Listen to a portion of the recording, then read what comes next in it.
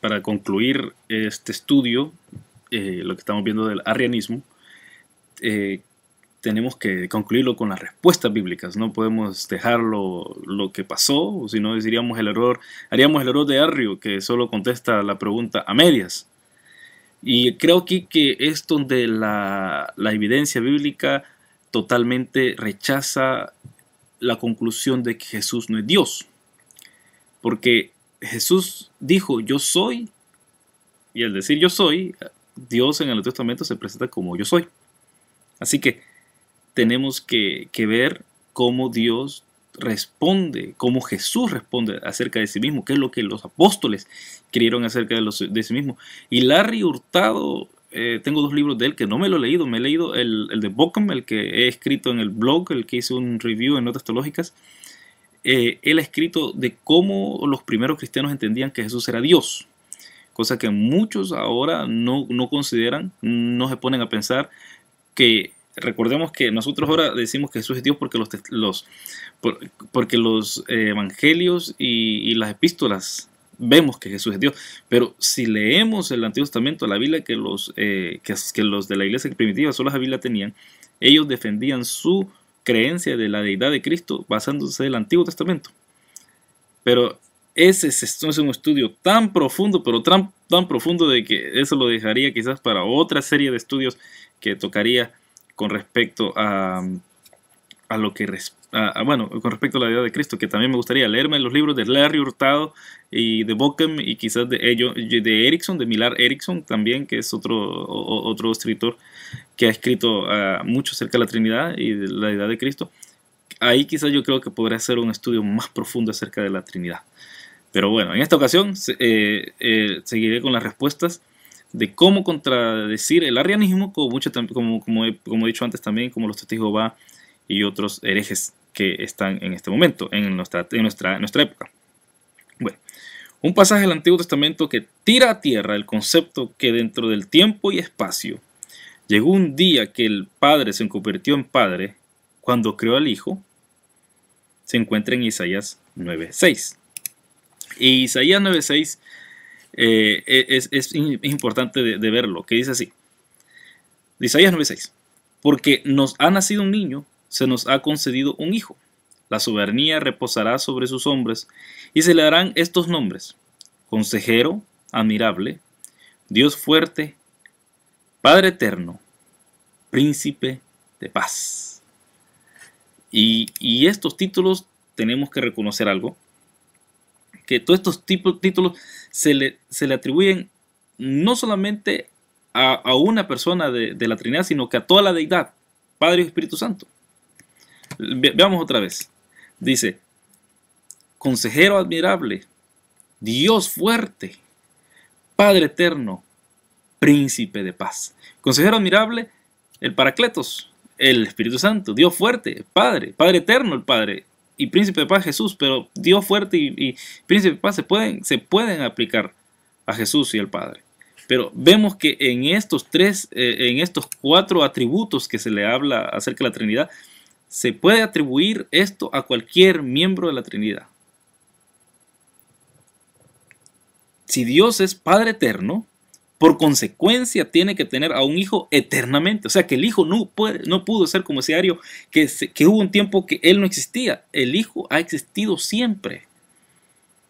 Y por lo tanto es Padre eterno. No puede ser un Padre que comenzó un día y entonces porque entonces dijera un Padre que empezaste a ser Padre de tal época. No, es Padre eterno. Siempre ha existido el Hijo. Nunca ha dejado de existir, ni nunca dejará de existir también.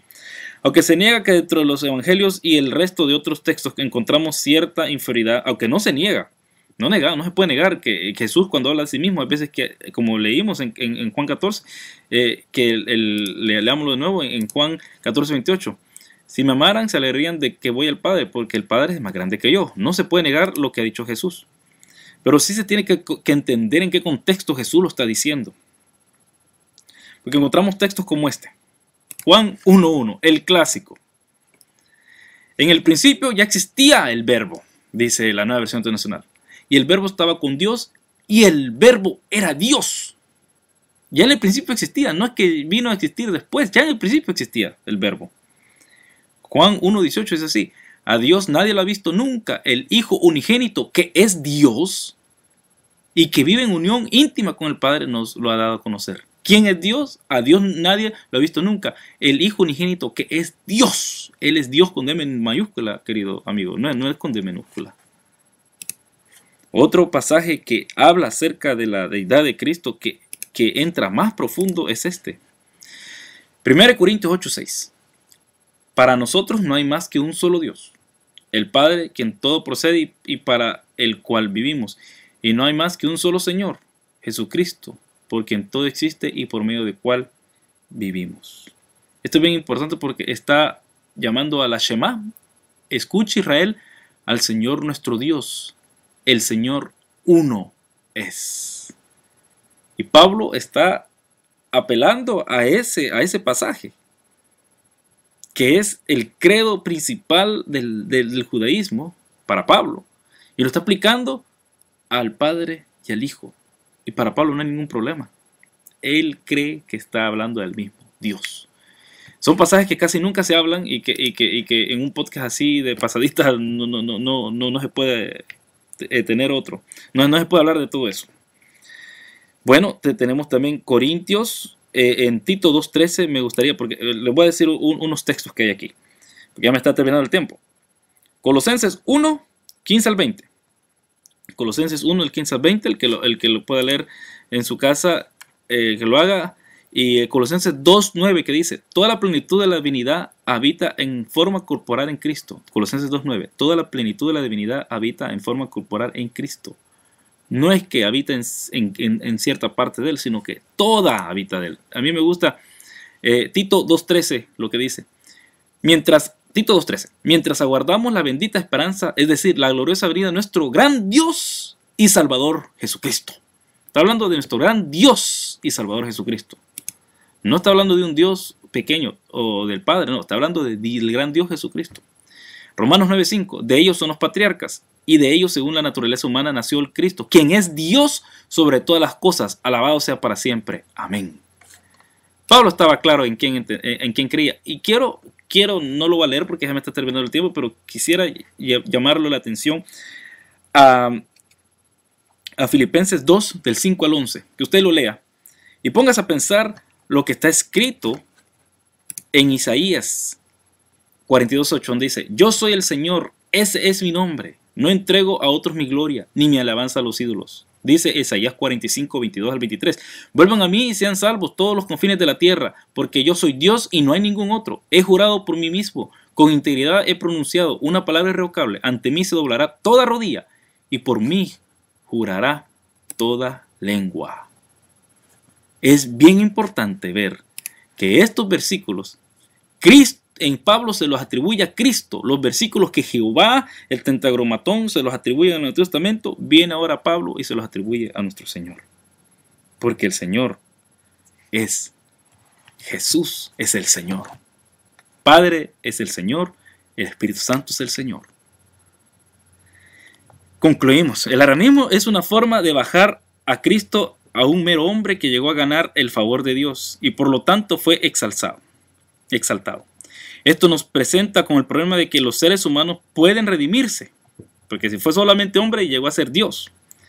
También nos presenta un problema filosófico, pues si se puede sumar otra persona a la deidad, la deidad está en constante cambio, mientras que la Biblia dice que Dios no cambia y no hay cambio en él, en Dios. Y esto lo dice en Santiago 1:17, dice así: toda buena dádiva y todo don perfecto viene de lo alto, desciende del Padre de las luces, en el cual no hay cambio ni sombra de variación.